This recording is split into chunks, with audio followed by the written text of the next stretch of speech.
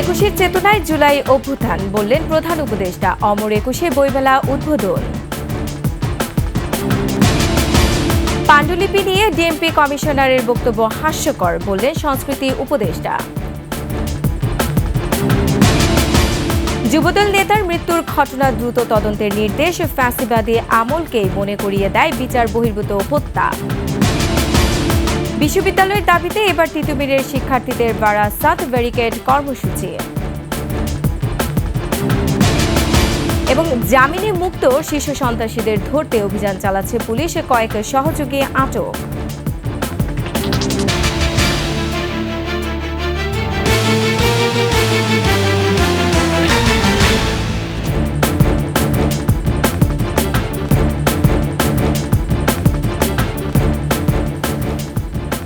শুনছিলেন সংবাদ শিরোনাম। আমন্ত্রণ সন্ধ্যার ২১শে সংবাদে, সাথে আছে আমি রোমান আমিন। দর্শক, ২১শে টেলিভিশনের সংবাদ একই সাথে সরাসরি দেখতে পাবেন আমাদের ফেসবুক পেজ www.facebook.com/124 অনলাইনে। এছাড়া সাবস্ক্রাইব করতে পারেন www.youtube.com/@21 চ্যানেলে।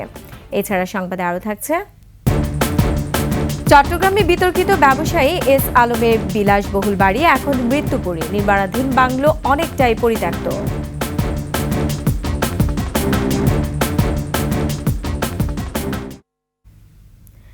একুশের চেতনা যুগে যুগে বিস্তৃত। জুলাই অভ্যুত্থান তারই প্রমাণ। বাঙালির প্রাণের একুশে বইমেলার উদ্বোধনী অনুষ্ঠানে একথা বলেছেন অন্তর্বর্তী সরকারের প্রধান উপদেষ্টা ডক্টর মোহাম্মদ ইউনূস। এ সময় বাংলা ভাষা সাহিত্যে অবদান রাখায় ১০ জন লেখক ও কবির হাতে বাংলা একাডেমি সাহিত্য পুরস্কার তুলে দেন প্রধান উপদেষ্টা। আরও জানাচ্ছেন প্রণব চক্রবর্তী।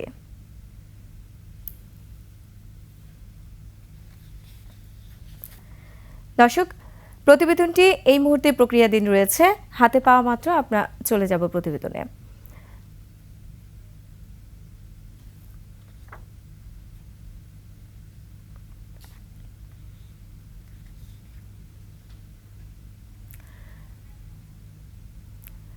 এবারে অমর একুশে বইমেলার খবর।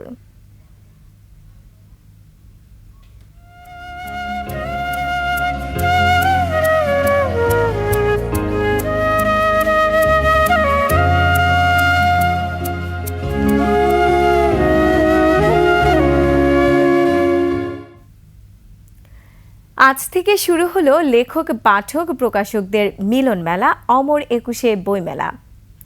প্রথম দিনের মেলার খবরাখবর জানতে আমরা সরাসরি চলে যাচ্ছি আমাদের সহকর্মী সিরাত আল মুস্তাকিমের কাছে। সিরাত আল মুস্তাকিম, আপনি নিশ্চয়ই আমাকে শুনতে পাচ্ছেন। তো আজ থেকে তো শুরু হলো অমর একুশে বইমেলা। তো স্টল প্যাভিলিয়নগুলো কেমন জমে উঠেছে সে সম্পর্কে আমাদের জানাবেন। এছাড়া ভিড় কেমন দেখছেন, বিস্তারিত আমাদের জানান। ধন্যবাদ রোমানা। আমি এই মুহূর্তে অবস্থান করছি অমর একুশে বইমেলার যে স্টলগুলো আছে সেই স্টলগুলোর মাঝে।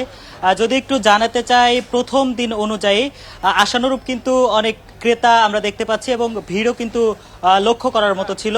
আজকে বিকাল ৩টায় প্রধান উপদেষ্টা কিন্তু এই বইমেলার উদ্বোধন করেছেন এবং উদ্বোধনের পরপর থেকেই কিন্তু আমরা দেখতে পাচ্ছি যে জনসমাগম বাড়ছে। যদিও আজকে ছুটির দিন বলে এত জনসমাগম, এটিও কিন্তু অনেকেই বলছেন। এবারের বইমেলার মূল প্রতিপাদ্য ছিল জুলাই গণঅভ্যুত্থান, নতুন বাংলাদেশ নির্মাণ। এই বইমেলায় কিন্তু এবার নতুন করে সংযোজন করা হচ্ছে জুলাই চত্বরও। এবার বইমেলায় কিন্তু গতবারের তুলনায় এবার কিন্তু স্টল বাড়ানো হয়েছে। এবার মেলায় অংশ নিচ্ছে প্রায় ৭০৮টি প্রকাশনা। গত বছর যেটি সংখ্যা ছিল ৬৩৫টি। এবং এবার বইমেলায় কিন্তু বাংলা একাডেমি প্রাঙ্গণে ৯৯টি এবং সোহরাওয়ার্দী উদ্যানে অংশগ্রহণ করবে ৬০৯টি প্রতিষ্ঠান। মোট ৩৭টি প্যাভিলিয়নের ভেতরে ৩৬টি কিন্তু সোহরাওয়ার্দী উদ্যানে তৈরি করা হয়েছে এবং বাংলা একাডেমি যে প্রাঙ্গণ সেখানে কিন্তু একটি প্যাভিলিয়ন থাকবে। এই যে অমর একুশে বইমেলা, এই অমর একুশে বইমেলাকে নিয়ে কিন্তু পাঠক যারা আছে, যারা বই প্রেমী, তাদের মনে কিন্তু নানা জল্পনা কল্পনা থাকে। সেই জল্পনা কল্পনার থেকেই কিন্তু একটি বছর কিন্তু তারা অপেক্ষা করে পরবর্তী বছরের বইমেলার। সেই বইমেলার আমেজ কিন্তু আমরা দেখতে পাচ্ছি যে সন্ধ্যার আগ থেকেই জনসমাগম ভালোই বাড়ছে। প্রথম দিনের তুলনায় কিন্তু জনসমাগম অন্য বারের তুলনায় এবার একটু বেশি দেখা যাচ্ছে, যদিও আজকে বন্ধের দিন যার কারণে কিন্তু একটু বেশি দেখা যাচ্ছে। রোমানা, যদি আরেকটু জানাতে চাই, সেটি হচ্ছে প্রথম দিন অনুযায়ী কিন্তু আমরা দেখতে পাচ্ছি যে স্টলগুলো, সব স্টল কিন্তু এখনো ঠিকঠাকভাবে প্রস্তুত হয়নি। অনেকগুলো স্টলের কাজ এখনো চলমান। বেশিরভাগ স্টল কিন্তু মোটামুটি বই বিক্রির জন্য প্রস্তুত, এবং যারা পাঠক আছে তারাও কিন্তু আসছেন, দেখছেন, বই কিনছেন। এবার কিন্তু বইমেলায় নতুনভাবে আরও একটু সংযোজন হচ্ছে, সেটি হচ্ছে ইসলামী যে বইগুলো আছে বা ইসলামিক যারা লেখক আছে তারাও কিন্তু এই বইমেলায় এবার বেশি যুক্ত হয়েছেন, এবং যার কারণেই কিন্তু যারা লেখক বা যারা প্রকাশক, স্টল মালিক আছে তারা কিন্তু খুবই আশাবাদী যে এইবারের বইমেলা অন্যবারের তুলনায় খুবই ভালো হবে। এবং ইতিমধ্যে আমি পুরো বইমেলা ঘুরে যতটুকু দেখতে পেরেছি যে বেশিরভাগ স্টলই কিন্তু তৈরি হয়ে গিয়েছে বই বেচা কিনা করার জন্য। কিছু সংখ্যক স্টল কিন্তু এখনো চলমান রয়েছে, তৈরি চলমান রয়েছে। রোমানা, বইমেলার সর্বশেষ এই ছিল আমার কাছে। সিরাত আল মুস্তাকিম, আপনাকে ধন্যবাদ। আপনি থাকুন বইমেলায়, আমরা আবারও আপনার সাথে সংযুক্ত হব। দর্শক, অমর একুশে বইমেলা নিয়ে বিস্তারিত জানাচ্ছিলেন আমাদের সহকর্মী সিরাত আল মুস্তাকিম। এর আগে একুশের চেতনা যুগে যুগে বিস্তৃত, জুলাই অভ্যুত্থান তারই প্রমাণ। বাঙালির প্রাণের একুশে বইমেলার উদ্বোধনী অনুষ্ঠানে কথা বলেছেন অন্তর্বর্তী সরকারের প্রধান উপদেষ্টা ডক্টর মোহাম্মদ ইউনূস। দর্শক, প্রক্রিয়াধীন রিপোর্টটিতে আরও জানাচ্ছেন প্রণব চক্রবর্তী। জুলাই গণ অভ্যুত্থান, নতুন বাংলাদেশ বিনির্মাণ, এই প্রতিপাদ্যে আজ থেকে শুরু হলো অমর একুশে বইমেলা। ছাত্র জনতার অভ্যুত্থানে আওয়ামী লীগ সরকারের পতন হয়েছে, তাই অন্য বছরের তুলনায় এবারে একুশে বইমেলার প্রেক্ষাপটও ভিন্ন। বিকেলে বইমেলার উদ্বোধনী অনুষ্ঠানে যোগ দেন প্রধান উপদেষ্টা ডক্টর মোহাম্মদ ইউনূস। জাতীয় সঙ্গীত ও অমর একুশের গানে শুরু হয় মূল আনুষ্ঠানিকতা। বাংলা ভাষায় অবদান রাখায় 10 জন লেখক ও কবির হাতে তুলে দেওয়া হয় বাংলা একাডেমি সাহিত্য পুরস্কার। বাংলা একাডেমিকে আরও সুগঠিত করার পরিকল্পনার কথা জানান বিশিষ্টজনেরা। চেয়েছি মানুষ বইয়ের আবহে মুক্তির বার্তা আর রাষ্ট্রীয় পুনর্গঠনের আকুতি উদযাপন করুক। আশা করি আমাদের এই চাওয়া বাস্তবায়িত হবে। বইমেলা আয়োজন সহ নানা মাত্রিক কর্মকাণ্ডে আপনাদের সমর্থন নিয়ে বাংলা একাডেমি নানা ধরনের বুদ্ধিবৃত্তিক বিকাশের কাজ করে চলছে। বাংলা একাডেমির সার্বিক কার্যক্রমে আপনাদের সকলের সহযোগিতা প্রয়োজন। সরকারের কাছ থেকে যে আর্থিক ও প্রশাসনিক সহযোগিতা প্রয়োজন, বাংলা একাডেমি তা পাবে বলেই আশা। নতুন চিন্তার যেন একটা সংযোগ তৈরি হয়, এই ব্রিজটা যদি আমরা করে যেতে পারি তাহলে আমরা মনে করি যে এই একাডেমিটা একটা চলমান প্রতিষ্ঠানে পরিণত হবে। এ সময় প্রধান উপদেষ্টা বলেন, একুশের চেতনা যুগে যুগে বিস্তৃত, জুলাই অভ্যুত্থান তারই প্রমাণ। একুশে মানে অবিরাম সংগ্রাম, নিজের পরিধিকে আরো অনেক বাড়িয়ে নেওয়া। এবারের একুশের প্রেক্ষিত আমাদেরকে নতুন দিগন্তে প্রতিস্থাপন করেছে। বরকত সালাম, রফিক জব্বারের বুকের রক্তে যে অঙ্গীকার মাখা ছিল, তাতে ছিল জুলাই অভ্যুত্থানকে নিশ্চিত করার মহা বিস্ফোরক শক্তি। বইমেলা জাতীয় জীবনের অবিচ্ছেদ্য অংশ, তাই বাংলা ভাষায় লেখক সৃষ্টিতে নিজের পরিকল্পনার কথা জানান ডক্টর ইউনূস। প্রতি বছর বিষয়ভিত্তিক সেরা লেখক স্বীকৃতির আয়োজন করলে লেখকরা এই স্বীকৃতি পাওয়ার জন্য এবং সেরা লেখকরা সেরা প্রকাশক পাওয়ার জন্য অনেক সহায়ক হবে। আমি এই প্রস্তাব দিচ্ছি। আমরা যদি একুশের ভাষা আন্দোলনকে আরো গভীরতর প্রেক্ষিতে স্বাধিকার আন্দোলন হিসেবেও দেখি, তাহলে অমর একুশের গণ্ডি বৃহত্তর হয়ে দাঁড়ায়। বাংলাদেশের বুক থেকে দীর্ঘ 16 বছর চেপে থাকা পাথর সরাতে তরুণদের কঠোর প্রতিজ্ঞার প্রশংসা করেন প্রধান উপদেষ্টা। দুঃস্বপ্নের বাংলাদেশকে ছাত্র জনতা নতুন বাংলাদেশে রূপান্তরিত করার জন্য ঝাঁপিয়ে পড়েছিল। তারা অসম্ভবকে সম্ভব করে দেখিয়েছে। আমাদের তরুণ তরুণী, কিশোর কিশোরী রাস্তার দেয়ালে দেয়ালে তাদের স্বপ্নগুলো, তাদের আকাঙ্ক্ষাগুলো, তাদের দাবিগুলো অবিশ্বাস্য দৃঢ়তায় এঁকে দিয়েছে। আমাদের রাস্তার দেয়াল এখন ঐতিহাসিক দলিলে রূপান্তরিত হয়ে গেছে। এ সময় মাসব্যাপী বইমেলার উদ্বোধন ঘোষণা করেন ডক্টর ইউনূস। একুশে বইমেলা 2025-এর শুভ উদ্বোধন ঘোষণা করছে। পরে প্রধান উপদেষ্টা গুণীজনদের নিয়ে ঘুরে দেখেন বইমেলা, বইয়ের বৈচিত্র্য নিয়ে কথা বলেন স্টল মালিকদের সাথে। 28 ফেব্রুয়ারি পর্যন্ত চলবে অমর একুশে বইমেলা। প্রণব চক্রবর্তী, একুশে টেলিভিশন, ঢাকা।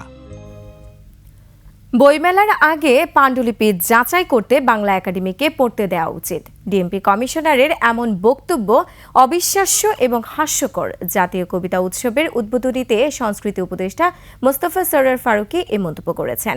এদিকে স্বাধীনতা, সাম্য, সম্প্রীতির জন্য কবিতা এই স্লোগানে শুরু হওয়া এবারের কবিতা উৎসব উদ্বোধন করেন জুলাই অভ্যুত্থানের শহীদ আবু সাঈদের মা মনোয়ারা বেগম। তানজিলা তাসনিমের রিপোর্টে বিস্তারিত। রক্তঝরা ভাষার মাস ফেব্রুয়ারির প্রথম দিনে ঢাকা বিশ্ববিদ্যালয়ের কেন্দ্রীয় লাইব্রেরি চত্বরে ৩৭তম কবিতা উৎসবের এই আয়োজন। উদ্বোধনী অনুষ্ঠানে অংশ নেন জুলাই গণ অভ্যুত্থানের শহীদ আবু সাঈদের মা। এরপর দেশি বিদেশি কবিদের অভ্যর্থনা এবং উদ্বোধনী সঙ্গীতে শুরু হয় এবারের উৎসব।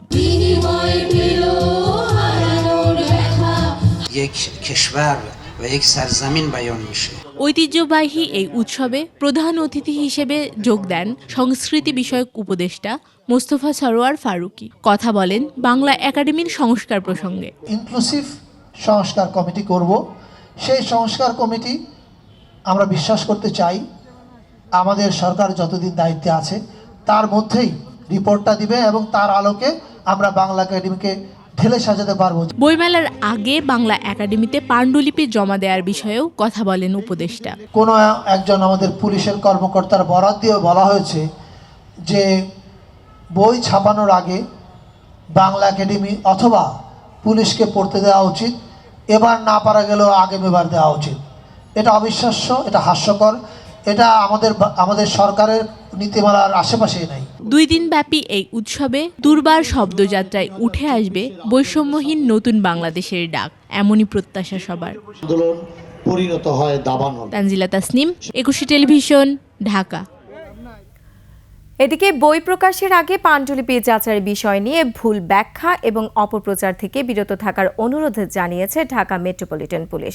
প্রেস বিজ্ঞপ্তিতে জানানো হয়, সাম্প্রদায়িক সম্প্রীতি নষ্ট করে এবং কোনো ধরনের উস্কানিমূলক বই প্রকাশের ক্ষেত্রে বাংলা একাডেমিকে সতর্ক থাকার আহ্বান জানিয়েছে ডিএমপি।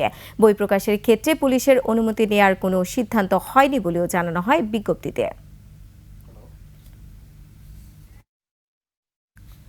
অন্যান্য প্রসঙ্গ, কুমিল্লায় যৌথ বাহিনীর হেফাজতে যুবদল নেতা তহিদুল ইসলামের মৃত্যুর ঘটনায় দ্রুত তদন্তের নির্দেশ দিয়েছে সরকার। প্রধান উপদেষ্টার প্রেস উইংয়ের বিবৃতিতে কথা জানানো হয়েছে। এদিকে যুবদল নেতার মৃত্যুর ঘটনায় সেনা ক্যাম্পের কমান্ডারকে প্রত্যাহার করা হয়েছে বলে জানিয়েছে আন্তঃবাহিনী জনসংযোগ পরিদপ্তর ISPR। অন্যদিকে দোষীদের বিচারের দাবিতে মানববন্ধন করেছেন নিহতের স্বজন ও এলাকাবাসী। গভীর উদ্বেগ ও ক্ষোভ প্রকাশ করে ঘটনার সঙ্গে জড়িতদের বিচার দাবি করেছে বিভিন্ন রাজনৈতিক দল ও মানবাধিকার সংগঠন। দর্শক, কুমিল্লা প্রতিনিধি হুমায়ুন কবির রনির পাঠানো তথ্য ও ছবিতে ডেস্ক রিপোর্ট।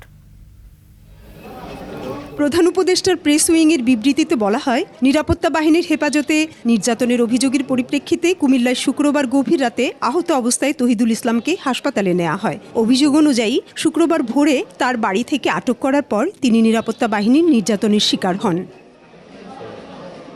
বিবৃতিতে উল্লেখ করা হয়, অন্তর্বর্তী সরকার নিরাপত্তা বাহিনীর হেফাজতে যে কোনো ধরনের নির্যাতন ও হত্যার কঠোর নিন্দা জানায়। ঘটনা সম্পর্কে বিবৃতি দিয়েছে আন্তঃবাহিনী জনসংযোগ পরিদপ্তর ISPR। এতে বলা হয়, অনাকাঙ্ক্ষিত ও দুঃখজনক ঘটনা তদন্তে যথাযথ পদক্ষেপ নেওয়া হয়েছে। মৃত্যুর কারণ উদ্ঘাটনের জন্য উচ্চ পর্যায়ের তদন্ত কমিটি গঠন হয়েছে। তদন্তে দোষী সাব্যস্ত ব্যক্তিদের বিরুদ্ধে সেনা আইন অনুযায়ী ব্যবস্থা নেওয়া হবে। গত 31 জানুয়ারি বিকেলে সুনির্দিষ্ট অভিযোগের ভিত্তিতে যৌথ বাহিনীর অভিযানে কুমিল্লার আদর্শ সদর উপজেলা হতে আটক মোহাম্মদ তহিদুল ইসলাম রাতে কুমিল্লা মেডিকেলে মারা যান। এদিকে হত্যার সঙ্গে জড়িতদের বিচারের দাবিতে কুমিল্লায় মানববন্ধন করেছে নিহতের স্বজন ও এলাকাবাসী। ছোট ছোট বাচ্চারা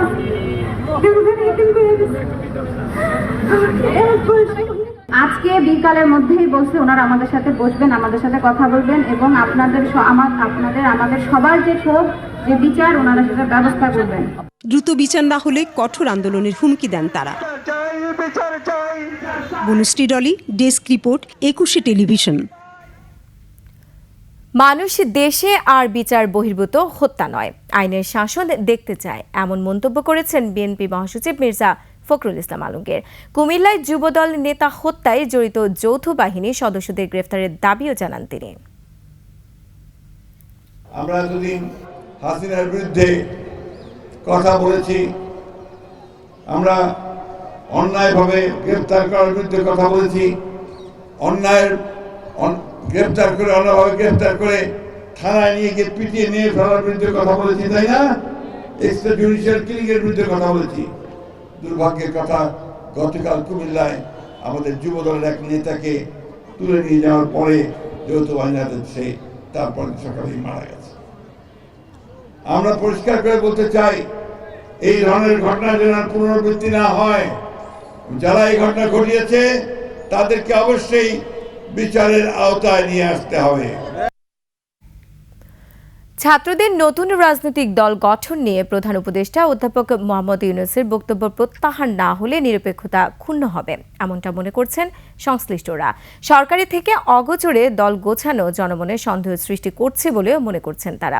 আকবর হোসেন সুমনের report. The students saying, why don't you form our own political party? We'll take a chance. If they say, oh, you have no chance, you don't even get one seat in the parliament. ছাত্রদের নেতৃত্বে নতুন রাজনৈতিক দল গঠন হচ্ছে। British সংবাদ মাধ্যমে financial টাইমসের সাংবাদিককে দেয়া প্রধান উপদেষ্টার সাক্ষাৎকারে অন্তত এটুকু স্পষ্ট। Let them take a chance, whatever they want to do. So they will do it. Maybe in the process of forming party, they'll fall apart. পডকাস্টের এই কথোপকথনে অন্তর্বর্তী সরকারের নিরপেক্ষতা নিয়ে নতুন বিতর্কের উদয় হয়েছে। যেমন উনি বলছেন তারা যা অর্জন করেছে সেটা তাদেরকেই রক্ষা করতে হবে। তার মানে দুটো প্রশ্ন, অর্জন শুধু স্টুডেন্টরা করেছে, কথাটা এরকম দাঁড়ায়। এই ডিবেট কিন্তু চলছে টেকনিক্যালি, কথাটার অন্য মানে হচ্ছে আর কেউ যদি ক্ষমতায় আসে সে এই অর্জনটা রক্ষা করতে পারবে না। বিদ্যমান অন্যান্য দল যারা ক্ষমতায় আসার জন্য রাজনীতি করছে, ক্ষমতায় যাবে, তাদেরকে উনি এই ধরনের একটা নেগেটিভ মন্তব্য করেছেন। তাতে যেটা দাঁড়ালো, উনি যখন নিরপেক্ষতার জায়গায় আছেন সেটা ক্ষুণ্ণ হবে। রাজনীতির মাঠে নতুন দলকে স্বাগত জানালেও সরকারের থেকে দল গঠনের প্রক্রিয়া যুক্ত হওয়া নিয়ে বিতর্ক তৈরি হয়। ছাত্র উপদেষ্টাদের সাথে বাইরে থাকা ছাত্রদের বক্তব্য মন্তব্য যখন ওভারল্যাপিং হয়, উপদেষ্টারা যা বলছে ওটা বাইরে বলা হচ্ছে, আর বাইরে যা করছে সেটা আবার উপদেষ্টারা করছেন, এই জিনিসগুলো তো এমনিই কিছুটা সন্দেহ তৈরি করেছিল। সেখানে এখন প্রধান উপদেষ্টা যখন স্বয়ং এটা করছেন, সেটা একটা বিরাট পরিবর্তন। যারা বাইরে দল গঠন প্রক্রিয়ার সাথে আছে তাদের সাথে স্বাভাবিক বোঝা যায় যোগাযোগ আছে। এখন যারা আছেন তারা নতুন দল গঠনের মধ্যে থাকবেন কি থাকবেন না, আবার যারা এখন গভর্নমেন্টে আছেন তারা দল গঠন প্রক্রিয়ার সময় তারা সরকারে থাকবেন কি থাকবেন না, এগুলো তো আসলে যারা দল গঠন করবেন তাদের বিচার বিশ্লেষণের প্রশ্ন। বিভ্রান্তি এড়াতে নিরপেক্ষতা নিয়ে তৈরি হওয়া বিতর্কের ব্যাখ্যা আসা উচিত বলেও মনে করছেন সংশ্লিষ্টরা। এখনো সময় শেষ হয়ে যায়নি এই ব্যাখ্যাটা, এই বক্তব্যটার ব্যাখ্যা উনি আবার দেন কিনা বা ডিসওন করেন কিনা। আকবর হোসেন সুমন, একুশে টেলিভিশন, ঢাকা। তিতুমির বিশ্ববিদ্যালয়ের দাবিতে Barasat barricade two Dhaka north city কর্মসূচি পালন করেছে আন্দোলনকারী শিক্ষার্থীরা। আর বিশ্ব ইজতেমার কারণে কর্মসূচি শিথিল করে কাল সকাল 11টার পর সড়ক ও রেলপথ অবরোধের ডাক দিয়েছেন তারা। এছাড়া বুধবার বিকেল থেকে অনশন কর্মসূচিও পালন করছেন শিক্ষার্থীরা। 72 ঘণ্টা পার হওয়ার পরও দাবি আদায় না হওয়ায় মহাখালী এলাকায় সড়ক অবরোধ করেন তারা। এর আগে অনশন কর্মসূচিতে অংশ নিয়ে কয়েকজন অসুস্থ হয়ে পড়লে হাসপাতালে নিয়ে যাওয়া হয় তাদের। এদিকে ব্লকেট কর্মসূচিতে সড়কের যান চলাচল বন্ধ হয়ে তীব্র যানজটের সৃষ্টি হয়েছে। স্টুডেন্টরা বিগত 5 দিন থেকে অনশন কর্মসূচি পালন করছে। 20 জনের অধিক হসপিটালে গিয়েছে এবং এখনো আমাদের এখানে যারা অনশনরত আছে তাদের অবস্থা খুবই ক্রিটিক্যাল। দাবি না মানা পর্যন্ত আমাদের এই আন্দোলন চলবে। 4টার সময় আমাদের ডিক্লেয়ার দেওয়ার কথা, তারা না দেওয়াতে আমরা তাৎক্ষণিক বিক্ষোভ মিছিল করছি এবং এর প্রতিবাদে আগামীকালকে Barasat barricade two north city আমরা ঘোষণা করেছি। তার ভিতরে সড়কপথ রেলপথ থাকবে, কিন্তু বিশ্ব ইজতেমা উপলক্ষে এই যারা মুসল্লি রয়েছে তাদের দুর্ভোগ এড়াতে আমরা ভোর 6টা থেকে 11টা পর্যন্ত এই আন্দোলনকে শিথিল রেখেছি, কিন্তু এছাড়া আমাদের আন্দোলন চলমান থাকবে। দর্শক, এই মুহূর্তে তিতুমির কলেজের সামনে আছেন আমাদের সহকর্মী মানিক শিকদার। সবশেষ খবর জানতে আমরা সরাসরি চলে যাচ্ছি তার কাছে। মানিক, আপনি তো আমাকে শুনতে পাচ্ছেন? মানিক, আন্দোলন কর্মসূচি তো শিক্ষার্থীদের চলমান, তো এই মুহূর্তে শিক্ষার্থীদের আন্দোলন কর্মসূচি নিয়ে কি ভাবছেন সে সম্পর্কে আমাদের জানান। রোমানা, আপনি যেটা জানেন যে ইতিমধ্যে ৭৪ ঘন্টা কিন্তু পার হয়ে গেছে, অর্থাৎ গত বুধবার বিকাল ৫টা থেকে যে অনশন কর্মসূচি শুরু হয়েছিল সেই কর্মসূচির ৩ দিন পার হয়ে ৪ দিনে পড়েছে এবং ৭৪ ঘন্টা চলছে। তো এই যখন পরিস্থিতি, এখানকার যারা অনশনরত শিক্ষার্থীরা আছে তারা অনেকেই কিন্তু অসুস্থ হয়ে পড়েছে। আমরা দেখেছি অন্ততপক্ষে ২০ জনের মতো শিক্ষার্থীকে হাসপাতালে নিয়ে যাওয়া হয়েছে। শিক্ষার্থীরা যে আলটিমেটামটা দিয়েছিলেন যে বিকেল ৪টার মধ্যে, অর্থাৎ আজকে বিকেল ৪টার মধ্যে তাদের যে দাবি, অর্থাৎ তিতুমির বিশ্ববিদ্যালয়কে, তিতুমির কলেজকে বিশ্ববিদ্যালয়ে রূপান্তরের যে রাষ্ট্রীয় যে স্বীকৃতি, সেই স্বীকৃতির দাবিতে তারা কর্মসূচি পালন করে আসছিলেন। কিন্তু ৪টা পার হয়ে গেল, তাদের সেই দাবি পূরণ হয়নি। না হওয়ার ফলশ্রুতিতে যেটা হয়েছে, শিক্ষার্থীরা বিক্ষুব্ধ হয়েছেন এবং বিক্ষুব্ধ হয়ে গুলশান এলাকার বেশ কয়েকটি জোনে, অর্থাৎ আমরা দেখেছি মহাখালীতে তারা ব্লকেট কর্মসূচি পালন করেছে বিকেলের দিকে। এই মুহূর্তে তারা আছে গুলশান ১-এর এলাকায় এবং এই যে রাস্তাগুলো, এই রাস্তাগুলোর বেশিরভাগ এলাকায় হচ্ছে আপনার যান চলাচল অনেকটাই স্তিমিত হয়ে গেছে, অর্থাৎ বন্ধই বলা চলে, এবং সাধারণ যারা যাত্রী আছে তারা চরম দুর্ভোগে পড়েছে। তো এই যে কর্মসূচি, এই কর্মসূচিকে তারা বারাসাত আন্দোলন হিসাবে, অর্থাৎ তিতুমিরের 1831 সালে তিতুমির যে সফল আন্দোলন করেছিলেন ব্রিটিশদের বিরুদ্ধে, সেই বারাসাত আন্দোলনের আদলে, অর্থাৎ এই যে আন্দোলনটা সেটাকে সফল তারা করতে চায়। এবং তারা বিকেল ৫টার দিকে একটা ব্রিফ তারা করেছে এবং ওই ব্রিফিংয়ে তারা আমাদের যেটা জানিয়েছে, এই যে তাদের যে দাবি, অর্থাৎ বিশ্ববিদ্যালয় না হওয়া পর্যন্ত তারা এই কর্মসূচি থেকে ফিরে আসবে না। আমরা দেখেছি অসংখ্য শিক্ষার্থীরা অংশ নিয়েছে, সেই সাথে যারা ইতিমধ্যে এই বিশ্ববিদ্যালয় থেকে বেশ কয়েক বছর আগে যারা পাশ করে বের হয়ে গেছেন, অর্থাৎ প্রাক্তন যারা শিক্ষার্থী আছে, তারাও এই আন্দোলনে তারা সংহতি প্রকাশ করেছে। এছাড়া বেশ কয়েকটি রাজনৈতিক দলের অঙ্গ সংগঠন বা সহযোগী যে সংগঠনগুলো আছে, আমরা দেখেছি বিএনপির ছাত্র দলের একটি অংশ আমরা তাদের সাথে মানে সহমত পোষণ করার জন্য এবং তাদের পাশে এসে দাঁড়াতে দেখেছি। এছাড়া আমরা এখানকার যে শিক্ষক এবং কর্তৃপক্ষের সাথে কথা বলেছিলাম, তারা যেটা বলেছে যে মন্ত্রণালয়ের অধীনে তারা, এবং মন্ত্রণালয় আপনি জানেন যে দুপুরের দিকে একটি বিবৃতি তারা প্রকাশ করেছে এবং সেই বিবৃতিতে বলা হয়েছে যে যে আন্দোলন চলছে, এই আন্দোলনে থেকে যেন তারা সরে আসে। সরকার 7 কলেজকে নিয়ে একটি আলাদা বিশ্ববিদ্যালয় গঠনের একটা সিদ্ধান্ত এবং আলোচনা চলছে। তবুও এইখানকার, অর্থাৎ তিতুমির কলেজের যে শিক্ষার্থীরা আছে তারা সেই জায়গা থেকে ফিরে আসতে চায় না এবং তারা তাদের দাবি না মানা পর্যন্ত আন্দোলনে অনড়। তো এই ছিল আমার কাছে এখানে থাকা সর্বশেষ তথ্য। রোমানা। মানিক, আপনাকে ধন্যবাদ। আপনি থাকুন তিতুমির কলেজের সামনে, আমরা আবারও আপনার সঙ্গে সংযুক্ত হব। দর্শক, তিতুমির কলেজের শিক্ষার্থীদের আন্দোলন কর্মসূচির বিস্তারিত জানাচ্ছিলেন আমাদের সহকর্মী মানিক শিকদার। আমরা চলে যাচ্ছি অন্যান্য সংবাদে। রাজধানীর ধনিয়া কলেজের ছাত্র মিনহাজ হত্যা ও আদাবরে বালুর মাঠে ছিনতাইকারীদের হাতে কবজি বিচ্ছিন্নের ঘটনায় মোট 9 জনকে গ্রেফতার করেছে গোয়েন্দা পুলিশ। সংবাদ সম্মেলনে ডিবি প্রধান জানান, জামিনে মুক্তি পাওয়া পিচ্চি হেলাল ও ইমনদের মতো শীর্ষ সন্ত্রাসীদের আইনের আওতায় আনতে অভিযান চালিয়ে যাচ্ছে গোয়েন্দা পুলিশ।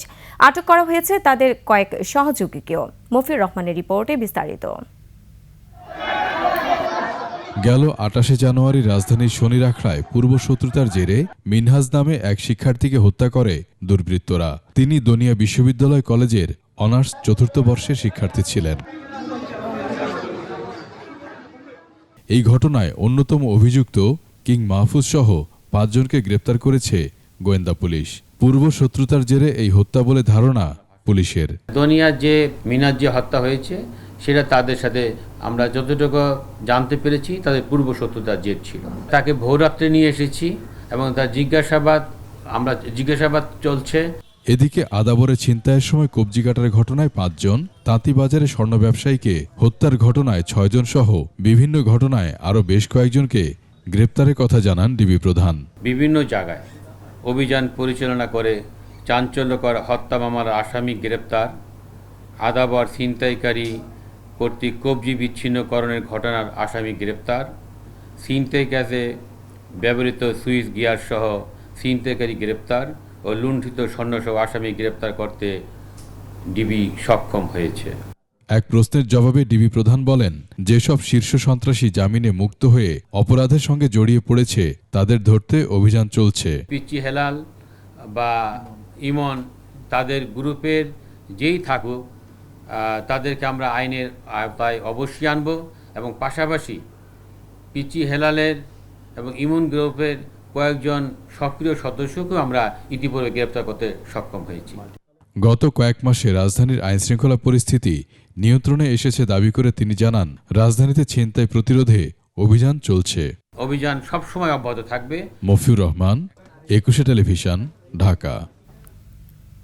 চট্টগ্রাম মহানগরীতে এস আলম গ্রুপের মালিক সাইফুল আলম মাসুদের বিলাসবহুল বাড়িটি যেন মৃত্যুপরিয়ে। এছাড়া পটিয়ায় 50 একর জমিতে নির্মাণাধীন বাংলো বাড়িটিও এখন অনেকটা পরিত্যক্ত। স্থানীয়দের অভিযোগ, শেখ হাসিনা সরকারের ঘনিষ্ঠ এই ব্যবসায়ী ফসলি জমি দখল করে এই বাংলো বাড়ি নির্মাণ শুরু করেন। নির্মাণ কাজের কারণে বন্ধ করে দেয়া হয় ফসলি জমিতে সেচের নালাও।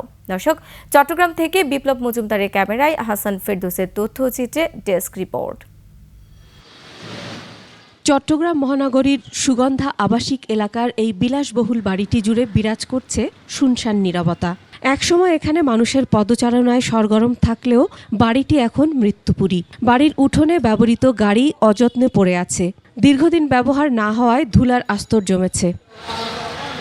চট্টগ্রাম শহরের খাতুনগঞ্জের বহুতল ভবনের পুরোটাই এস আলম গ্রুপের অফিস রয়েছে। কর্ণফুলী উপজেলায় রয়েছে চিনির ফ্যাক্টরি, গুদাম, তেলের ফ্যাক্টরি সহ বিভিন্ন প্রতিষ্ঠান। শুধু পটিয়ার প্রাসাদ নয়, 2020 সালে পটিয়া পৌরসভা থেকে প্রায় 3 কিলোমিটার দূরে ফসলি জমিতে এস আলম গ্রুপের কর্ণধার সাইফুল আলম মাসুদ নিজের জন্য নির্মাণ শুরু করেন 4 তলা বাংলো বাড়ি। বাড়ির সামনে তৈরি করা হয় লেক। এছাড়া 7 ভাইয়ের জন্য 7টি বাংলো তৈরির কাজও শুরু হয়। প্রতিটি বাংলো প্রায় 15,000 বর্গফুটের। প্রতিদিন প্রায় 200 শ্রমিক বাড়িটি নির্মাণে নিয়োজিত ছিল বলে জানায় স্থানীয়রা। শেখ হাসিনা সরকারের পতনের পর আরও 1 মাস পর্যন্ত বাংলো নির্মাণের কাজ চললেও এখন কাজ বন্ধ রয়েছে। অভিযোগ উঠেছে, ব্যাংক লুটের হোতা সাইফুল আলম মাসুদ অট্টালিকা নির্মাণে হিন্দু সম্প্রদায় সহ বিভিন্ন জনের জমি দখল করেছেন। স্থানীয়রা জানায়, ফসলি জমি দখল করে বিলাসবহুল এই বাংলো নির্মাণে সহায়তা করে আওয়ামী লীগ সরকারের সাবেক হুইপ স্থানীয় সাংসদ শামসুল হক চৌধুরী ও তার ভাইয়েরা। সালামের মানুষ সাহেব তাকে অনেক ভালো মানুষ বলে করতাম, কিন্তু এখন বর্তমানে যে অবস্থা করছে 63 কোটি লক্ষ টাকা আত্মসাৎ করে সে আত্মগোপন করেছে। বাংলাদেশের সব মানুষকে বিকেলে বাড়া দিছে, সে এই যে এলাকার মানুষকে বিকেলে বাড়া দিছে। আগত পানির নালা আছিল, এর টিভির নবরাই তো ইন্দি পানি যাইতে বিলি বিলি তো এখন তো আর যা টিম বড়াই ফেলি পানি নালিবে বন্ধ নয় এখন তো এখন আর যে ইন বড়াই দা যে 3-4 বছরের মেঝে কি দেয় আর যে পানির কষ্ট হয়। ফসলি জমি ভরাট করে বিলাসবহুল বাংলো নির্মাণের পর পানি নিষ্কাশনের পথ বন্ধ করে দেয়া হয়েছে। এর ফলে বর্ষা এলে আশপাশের কয়েক কিলোমিটার এলাকা কোমর পানিতে ডুবে যায়।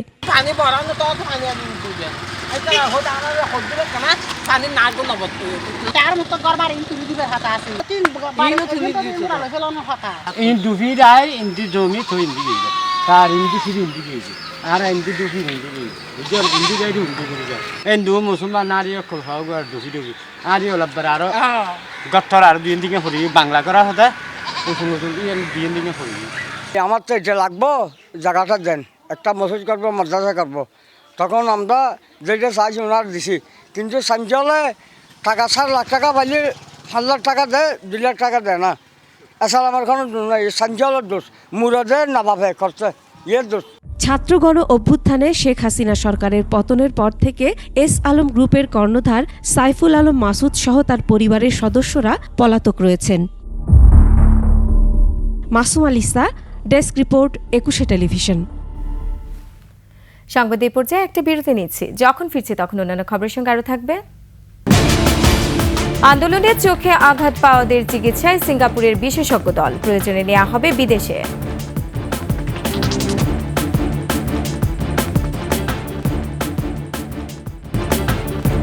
বিরতির পর আবার আমন্ত্রণ সন্ধ্যার 21 সংবাদে। ৭২-এর সংবিধানে দেশে একদলীয় শাসন কায়েম করা হয়েছিল। শেখ হাসিনাও সাংবিধানিকভাবে সেই ধারা পাকাপোক্ত করেছেন।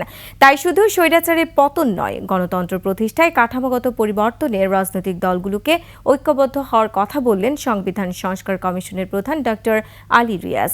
একদলীয় শাসন ব্যবস্থা, প্রশাসনিক স্বাধীনতা খর্ব করা বন্ধে সংবিধান সংস্কার সহ অন্যান্য কমিশনের প্রস্তাব বাস্তবায়ন জরুরি বলে মন্তব্য করেন তিনি।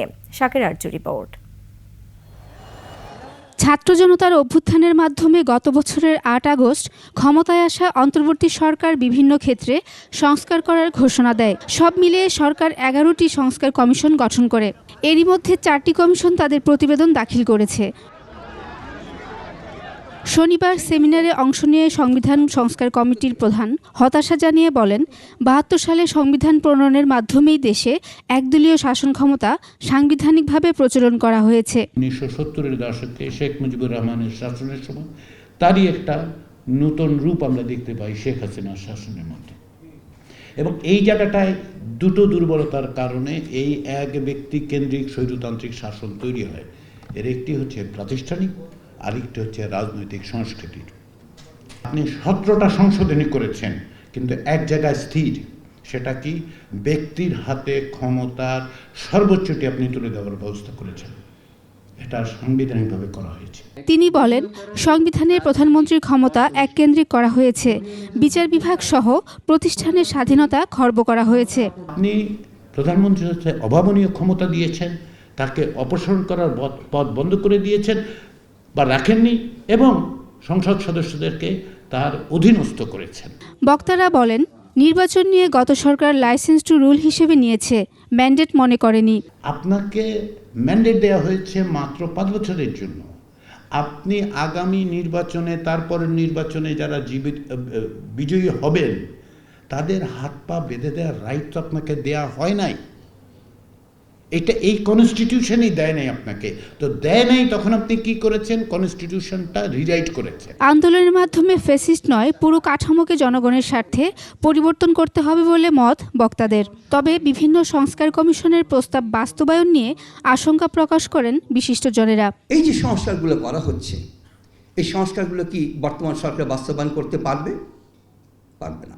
আমরা যদি সেটা সদিচ্ছা নিয়ে পালন করি তাহলেই জনগণকে সেবা দেওয়া সম্ভব। স্বাধীনতা পেয়ে রক্ষা করাই বড় চ্যালেঞ্জ বলে মনে করেন তারা।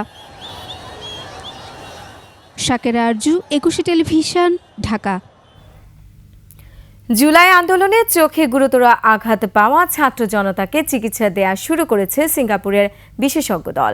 রাজধানীর চক্ষু হাসপাতালে 2 দিনে অন্তত 250 রোগীর চিকিৎসা সেবা দেবেন তারা। হাসপাতাল কর্তৃপক্ষ বলছে, বিশেষজ্ঞদের সুপারিশ পেলে আহতদের উন্নত চিকিৎসার জন্য বিদেশে নেওয়া হবে। শিলু শবনমের রিপোর্ট। আগারগাঁও জাতীয় চক্ষু বিজ্ঞান ইনস্টিটিউটে সকাল 9টা থেকে অভ্যুত্থানে আহত রোগীদের চোখ পরীক্ষা শুরু করেন সিঙ্গাপুরের বিশেষজ্ঞ দল। কক্ষের ভিতরে বিশেষজ্ঞ চিকিৎসকরা যখন রোগী দেখছিলেন, তখন বাইরে অপেক্ষমান আহতদের কেউ কেউ সঠিক চিকিৎসা না পাওয়ায় ক্ষোভ প্রকাশ করেন। তাদের একজন 31 বছর বয়সী কোরবান হোসেন। তার অভিযোগ, 3 বার অপারেশনের পর তিনি এখন আরও ঝাপসা দেখেন। আমাদের বিদেশে রেফারও দিচ্ছে না, আর বিদেশে পাঠাচ্ছেও না, উন্নত মানের ট্রিটমেন্ট আগে ভাগে দিচ্ছে না। কিন্তু আমরা যেটুকু জানি, যদি আমাদের আগে ভাগে যদি উন্নত মানের ট্রিটমেন্টটা দিত, তাহলে হয়তো কি আমাদের আস্তে আস্তে, যেমন আমাদের কিছু কিছু বাইরের চোখ অলরেডি উঠে ফেলানো লাগতেছে, অনেকের চোখ একবারে মরে ডেবে গেছে। আস্তে আস্তে আমারটাও যাবে না, কোনো কথা গ্যারান্টি আছে? কেউ বলতে পারবে? চায়না, নেপাল সহ বিভিন্ন দেশ থেকে চিকিৎসক এনে অভ্যুত্থানে আহতদের চিকিৎসা দেওয়ার নামে আইওয়াশের অভিযোগ কারো কারো। আমাকে না, আমার যত চোখের যত ক্রিটিক্যাল পেশেন্ট আছে তাদেরকে বাইরে ইমিডিয়েটলি পাঠানোর ব্যবস্থা তারা করুক। আমার ওই বাহির থেকে, নেপাল থেকে বলুক, জাপান থেকে বলুক, আর ওই সিঙ্গাপুর থেকে আমাদের ডাক্তার আইনে আমাদেরকে দেখানোর প্রয়োজন নাই। যদি উন্নতি হওয়া সম্ভবই না, তাহলে তখন আমাকে কেন বললো যে আমার ওয়েল ট্রিটমেন্ট হয়েছে? এটা তো বলার কোনো মানে নাই। আমি 2 চোখে দেখতে পাই না, আমার সাথে ফাজলামো না। তবে বিশেষজ্ঞ চিকিৎসকের কাছে সেবা নিয়ে কেউ কেউ সন্তুষ্টির কথাও জানান। কেউ কখনো বলেনি যে আমার কালো মনিটা ড্যামেজ হয়ে গেছে, তো উনি আজকেই প্রথমে এই সিঙ্গাপুরের ডাক্তার বললো, ম্যাডাম ইমিডিয়েটলি এখন সার্জারি করতে গেলেও রিস্ক আছে, কারণ হচ্ছে অলরেডি 5টা সার্জারি হয়ে গেছে আমার। এদিকে রোগীদের অভিযোগ অস্বীকার করে হাসপাতাল কর্তৃপক্ষ বলছে, গত 6 মাসে আহতদের চিকিৎসার কোনো ঘাটতি ছিল না। চোখ স্পর্শকাতর অঙ্গ হওয়ায় এই চিকিৎসার সময় সাপেক্ষ। আঘাতপ্রাপ্ত রোগীদের রিকভারি সারা বিশ্বে যেভাবে রেজাল্ট যেটা আমরা মনে করি যে আমাদের এখানে রেজাল্টটা খুব বেশি তারতম্য নেই। একটা রুগী আঘাত পাইলে পরে দেখা যায় যে তার 1 বছর পরে 2 বছর পরে তার ছানি হতে পারে। সুতরাং আমি তখন যদি প্রশ্ন রেজ করি যে 1 বছর পরে কেন আপনি ছানি অপারেশন করলেন, আপনি আগে কেন করলেন না, জিনিসটা আসলে ততটুকু আমি মনে করি যে খুব বেশি সমীচীন হবে না এই কোয়েশ্চেনটা করা। আন্দোলনে দৃষ্টিশক্তি হারানোদের সর্বোচ্চ চিকিৎসা দিতে প্রয়োজনে বিদেশে পাঠানোর কথাও জানান তিনি। ভবিষ্যতে কোনো ইন্টারভেনশনের প্রয়োজন পড়ে ওনারা আরেকটা বিশেষ টিম আসবেন, এসে আমাদের এখানে যদি সার্জারি করার সুযোগ থাকে এখানে ওনারা সার্জারি করবেন। আর যদি মনে করেন যে দেশের বাইরে কোথাও এই রুগীদেরকে রেফার করলে পরে তাদের লাভ হবে, তাহলে ওনারা রেফার করে যাবেন। দৃষ্টিশক্তি হারানোদের দ্রুত পুনর্বাসনের উদ্যোগ নেওয়ার দাবি আহত ছাত্র জনতার। শিউলি শবনম, 21 টেলিভিশন, ঢাকা। চলছে বিশ্ব ইজতেমার প্রথম পর্বের দ্বিতীয় দিন। এ পর্বে অংশ নিয়েছেন 41 জেলা ও ঢাকার একাংশের মুসল্লিরা। ফজরের নামাজের পর থেকেই চলছে বয়ান। এদিকে অসুস্থতাজনিত কারণে ইজতেমা ময়দানে এ পর্যন্ত 4 মুসল্লির মৃত্যু হয়েছে। দর্শক, গাজীপুর প্রতিনিধি অপূর্ব রায়ের তথ্যচিত্রের ডেস্ক রিপোর্ট। বিশ্ব ইজতেমার মূল মঞ্চ থেকে বিভিন্ন ভাষায় ইসলামী বিধিবিধানের উপর দিক নির্দেশনামূলক বয়ান দিচ্ছেন দেশি বিদেশি জ্যেষ্ঠ মুরব্বীরা। বয়ান শুনছেন মুসল্লিরা। বাদ ফজর বয়ান করেন পাকিস্তানের মাওলানা খোরশেদ। বয়ানের দিনের বাণী সারা বিশ্বে ছড়িয়ে দিতে এবং মুসলিম উম্মার ঐক্যবদ্ধ থাকা সহ নানা বিষয়ে আলোচনা করা হচ্ছে। আমরা শুনতেছি শোনার দ্বারা আমাদের ইমানের তরক্কি হচ্ছে। আসলে তো দুনিয়ার ধোঁকা, আখিরাতের জন্য সেখানে চিরকাল থাকতে হবে, তার জন্য আমাদের প্রস্তুতি নিতে হবে। ময়দানে আমরা সহমত হয়েছি এবং বিদেশ থেকে অনেক মেহমান আসছেন। ইমান ও আমলের উন্নতির জন্য এই ইজতেমাকে আল্লাহ তাআলা কামিয়াব করুক। I had some bad about Bangladesh before I come here. After I come here, I will see and I hearing everything is better and good. রোববার সকাল 9টা থেকে সোয়া 9টার মধ্যে প্রথম পর্বের আখিরি মোনাজাত হবে। পরিচালনা করবেন মাওলানা জুবায়ের। উচিতমূলক কিছু কথা বলবেন আমাদের ভারতের শীর্ষ মুরব্বী মাওলানা ইব্রাহিম দৌলা সাহেব। এরপরে ইনশাআল্লাহ দোয়া পরিচালিত হবে। আনুমানিক ধারণা করছি সকাল 9টার ভিতরে এবারের ইজতেমার দোয়ার আমল সম্পূর্ণ হবে। দোয়া পরিচালনা করবেন আমাদের বাংলাদেশের হযরত মাওলানা জুবায়ের সাহেব দামাত বরকাতুহুম। আর এ উপলক্ষে ভোর থেকে ভোগড়া থেকে আব্দুল্লাহপুর যানবাহন চলাচল বন্ধ থাকবে বলে জানায় পুলিশ। মুসল্লিদের সুবিধার্থে মুসল্লিরা এই সময় এখানে ঢুকে যাবে, মোনাজাত করে তারা যখন চলে যাবে তখন আস্তে আস্তে আমরা সব কিছু স্বাভাবিক হলে আবার যান চলাচল আমরা নির্বিঘ্ন করে দিব এবং স্বাভাবিক করে দেব। বিশ্ব ইজতেমা উপলক্ষে বনলতা, কক্সবাজার এক্সপ্রেস, সুবর্ণ এক্সপ্রেস, পর্যটক এক্সপ্রেস ও সোনার বাংলা এই 5টি ট্রেন ব্যতীত টঙ্গী স্টেশনের সকল ট্রেনের যাত্রা বিরতি রাখা হয়েছে। মহিমা পলি, ডেস্ক রিপোর্ট, 21 টেলিভিশন। এবারে আভিভা ফিনান্স লিমিটেড বাণিজ্য সংবাদ।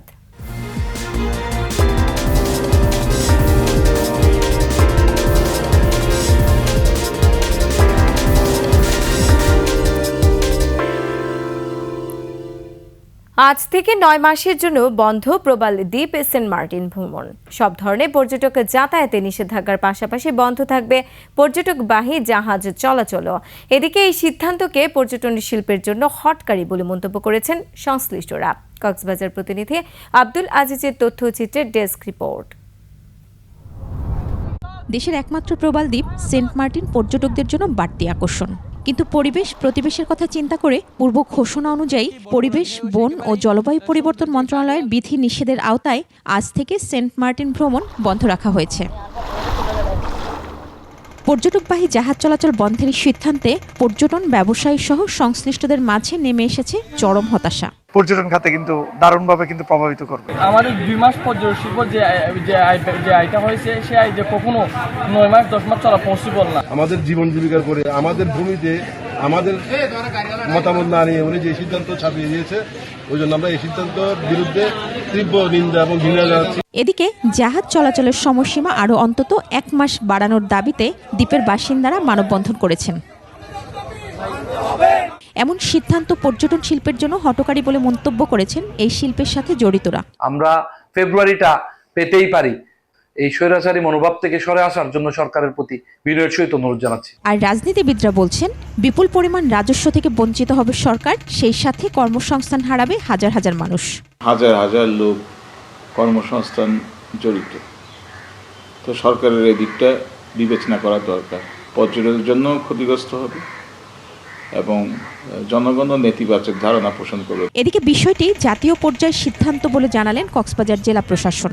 এটি আসলে জাতীয় পর্যায়ের সিদ্ধান্ত মন্ত্রণালয় থেকে, তারা যদি সেখানে যোগাযোগ করে থাকেন সেটা হয়তো সেখানে গিয়েছে, আমার কাছে তেমন কোনো বিষয়টা নেই। এর আগে গত বছরের ডিসেম্বর থেকে সেন্ট মার্টিনে পর্যটক যাতায়াত সীমিত করা হয়। মহিমা পলি, ডেস্ক রিপোর্ট, 21 টেলিভিশন। আর এরই সাথে শেষ করছি সন্ধ্যার 21 সংবাদে যাওয়ার আগে সংবাদ শিরোনামগুলো আরও একবার। 21 চেতনায় জুলাই অভ্যুত্থান, বললেন প্রধান উপদেষ্টা। অমর 21 বইমেলা উদ্বোধন। পাণ্ডুলিপি নিয়ে ডিএমপি কমিশনারের বক্তব্য হাস্যকর, বললেন সংস্কৃতি উপদেষ্টা।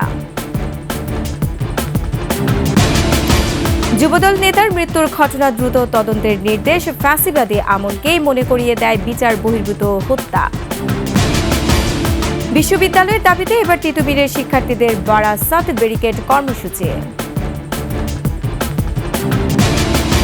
এবং জামিনে মুক্ত শীর্ষ সন্ত্রাসীদের ধরতে অভিযান চালাচ্ছে পুলিশ, কয়েক সহযোগী আটক।